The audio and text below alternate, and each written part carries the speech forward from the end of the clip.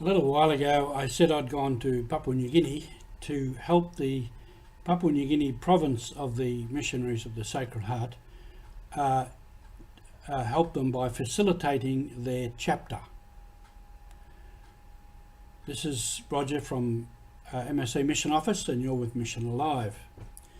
A chapter for a religious congregation is periodically there's a major meeting. And we had this one in Papua New Guinea, and there were about 18 to 20 delegates elected from the province. Now the province of Papua New Guinea has 114 members, so they elect delegates to the chapter, and then you have the chapter. And the chapter just simply deals with all the matters that we have to deal with to continue the good running of the province.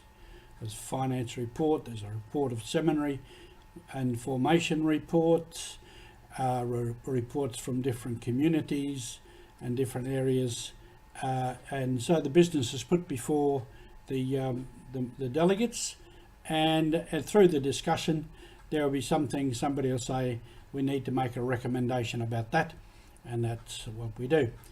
So just at the moment we have, it seems to be the season of chapters.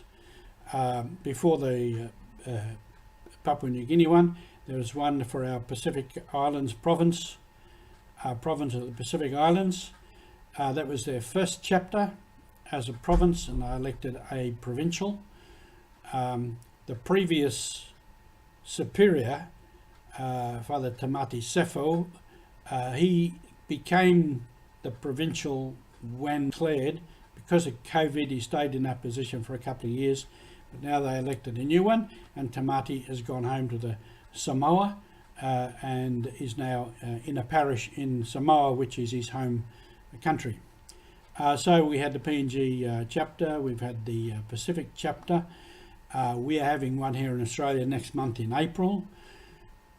Also the Philippines are having one in April, as is Indonesia. Now you might think this is a bit extraordinary. Not really. It's just the year where it comes around, because this year in September we have we call it General Chapter in Rome, and each of these provincial chapters will elect 2 delegates to go to the General Chapter, and so it's the same sort of thing. It's part of how we govern ourselves, to hear reports from all around the province, and for the General Chapter to hear reports from all around the world, hear what the issues are, come up with resolutions or come up with recommendations, and so forth, and so it goes on. A lot of these at the moment will be electing new provincials. So in Papua New Guinea there was a new provincial elected, and I've put out a little video up about him. Sylvester Wawakai.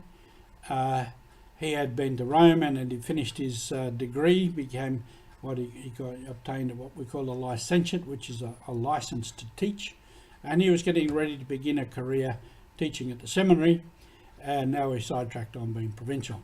So Pacific Islands has a new provincial, the Philippines will get a new provincial, in Australia too we will get a new provincial, and so on. So the provincials usually go have a 3-year term, which normally is rolled over to 6 years, and at the end of that time they step down and there's an election of a new provincial. So the provincial is not in the job for too long, which is a good part of religious life.